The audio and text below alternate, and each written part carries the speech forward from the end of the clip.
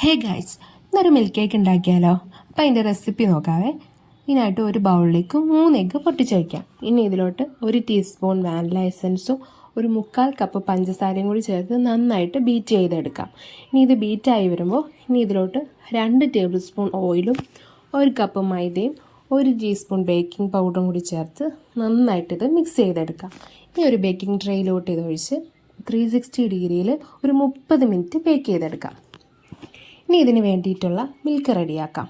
അതിനായിട്ട് 1 കപ്പ് പാലിലേക്ക് കുറച്ച് കണ്ടൻസ് മിൽക്കും കൂടി ചേർത്ത് നന്നായിട്ട് മിക്സ് ചെയ്യാം. ഇതിനകത്ത് ഫ്രഷ് ക്രീം ചേർക്കാൻ ഇഷ്ടമുള്ളവർക്കാണെങ്കിൽ അത് ചേർക്കാം. ഞാനിവിടെ ചേർത്തിട്ടില്ല. ഇനി ഒരു ട്രേയിലോട്ട് ബേക്ക് ചെയ്തിരിക്കുന്ന കേക്ക് കട്ട് ചെയ്ത് വെച്ച് കൊടുക്കാം. ഇതിൽ ഇനി ഫോർക്ക് കൊണ്ടൊന്ന് കുത്തി കൊടുക്കണം. എന്തിനാണെന്ന് വെച്ചാൽ നമ്മൾ മിൽക്ക് ഒഴിക്കുമ്പോൾ നന്നായിട്ട് സോക്കായിരിക്കാൻ വേണ്ടിയിട്ടാണ്. ഇനി കുറേശ്ശെ മിൽക്ക് ചേർത്ത് കൊടുക്കാം. ഞാനിപ്പോൾ ഒരുപാട് ചേർക്കുന്നില്ല, കുറച്ചുള്ളൂ. നിങ്ങൾക്ക് നല്ല രീതിയിൽ മധുരം ഇഷ്ടമുള്ളവരാണെങ്കിൽ നല്ല രീതിയിൽ ഒഴിച്ചു കൊടുക്കാം. ഇനി ഇതിലോട്ട് കുറച്ച് ക്രീം ബീറ്റ് ചെയ്ത് അതും കൂടി ചേർത്ത് കൊടുക്കുന്നുണ്ട്. അപ്പോൾ ഇത്രയും തന്നെ ഉള്ളൂ. നല്ല അടിപൊളി ടേസ്റ്റാണ്. എല്ലാവരും ഒന്ന് ഉണ്ടാക്കി നോക്കിയിട്ട് അഭിപ്രായം പറയണേ. താങ്ക്